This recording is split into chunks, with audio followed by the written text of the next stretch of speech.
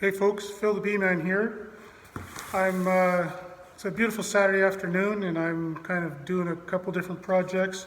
But one of the things I'm thinking about is this great big box of all the tags from all the hives that crapped out last fall and this spring. And I've never really thought about this too much before, we just chucked them out, but each of them kind of has the history of the queen from the hives. I thought before I just chuck them, I would have a look at what they represent and see what I learned from that.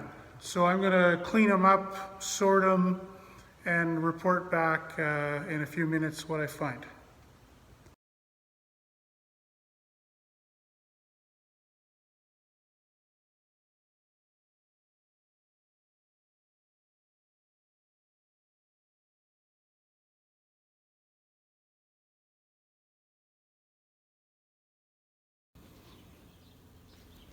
Okay, so here's what we have. There were 7 tags from 2016 or older. Many of them have completely faded off, so it's almost impossible to tell what they really are. But I'm not too sweated about that because the chances of them representing the queen that was in the hive 5 years later is pretty slim. 2017. 5, and all of them are from a batch of New Zealand queens I bought that year. I think there was 2 batches. You can see some of them are marked. Some of them are marked. I got that 2, and that year I tried drilling and I saw that my numbers are fading out, so I drilled out the numbers. So batch 2, and here's one. New Zealand batch 1. In 2018 is the year I started doing my mid-season splits, and I've got 8 of those. And then on USA Queens, 2. And those are from 2 different batches as well. Getting to 2019, USA Queens, that would be put in early spring, 11, probably on roughly 100. Then Queens, mid-season, that's what that M stands for, my mid-season split from a Canadian queen. There's 8. I made quite a batch of those. I think there's about 150. And then 11 of my own queens. These would be out of my nukes, so they were wintered and then put into new hives in the spring. 2020, so this is the most recent year. 13 of my mid-season splits. That's a little high for my taste, but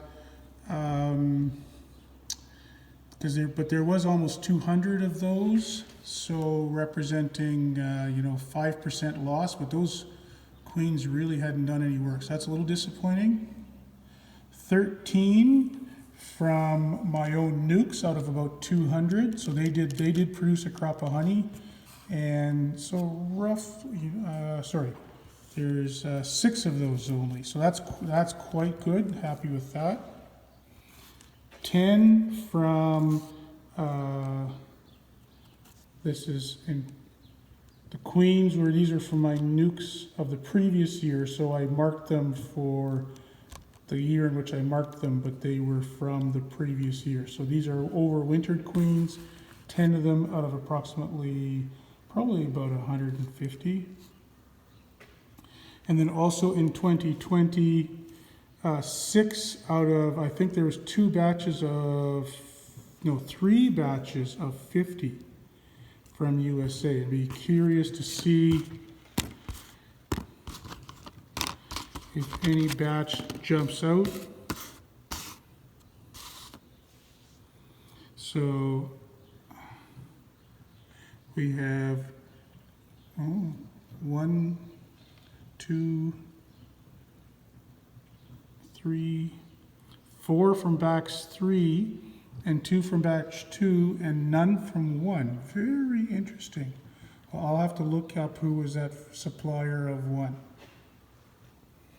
So what do we learn from this? I'd be careful. Those of you who've been around my channel a bit know that I also teach logic at university. So keep in mind when you see, oh no, 13 of these mid-season splits didn't work. Couple things to keep in mind. One is how many were there, and how many times had there. So this is all the tags have been ripped off since those queens have been installed. Whereas something like a 2018 mid-season split where there's fewer of them, but many of those hives no longer exist, right? There's been now 3 years of possible culls on those. So to really get any kind of measure of this, I would have to run around and check how many of these. I want to know, for something like this, 2 New Zealand queens left. Are there any left out there? Are those queens still marked? Because there's, you think, oh, that's a really good batch. Okay, so what did we learn here?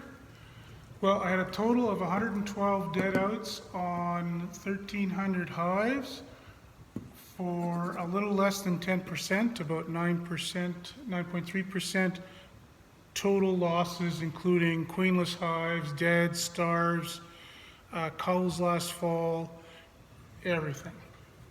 And then of those, there were 7 that we had no tags, and 7 that we thought were so old that the information was low value. What we want to think about though is comparing. So if the average death rate is 9.3%, which ones are lower and which ones are higher than that, right? So 2019 queens with only 7 losses, 6.25%. So that's better than average. 2018 queens having lost 10, almost 9% losses. And then we get into the big numbers, 2019, so those are 2-year-olds, 40 total losses, 35%, and then 1-year-old queens, 17%. So what I see is a little bit of a bell curve where a big number of your queens crop out, or of my queens, crop out year 2, right? They make it through the first winter just fine. They don't make it through the second winter. And if you're over that hump, then what's going on with these is probably where that queen failed at a time where that hive was able to replace that queen through supersedure, or my, tagging errors and so on. But that second year is what you should, if you're wanting to reduce your queen loss, it's those queens going into their second winter that are your point of vulnerability. Now, that's 35% of all of my losses. 40 on 1,300 is still not a big percentage. It's going to be something like 25%, a little bit 22% or something like that.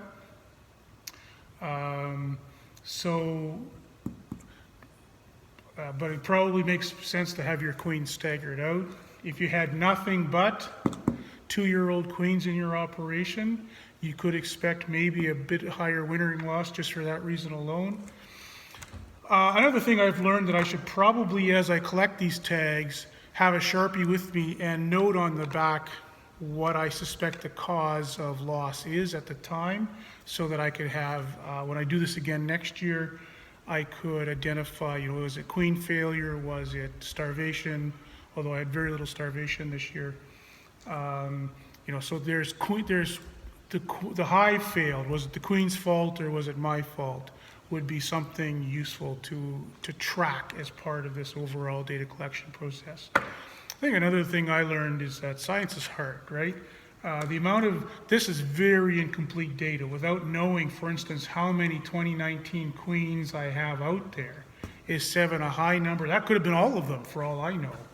I would need to go into my hives and check those queens. Like in theory, a tag like that with green marking on it should have a green queen that was marked at the same time as the tag.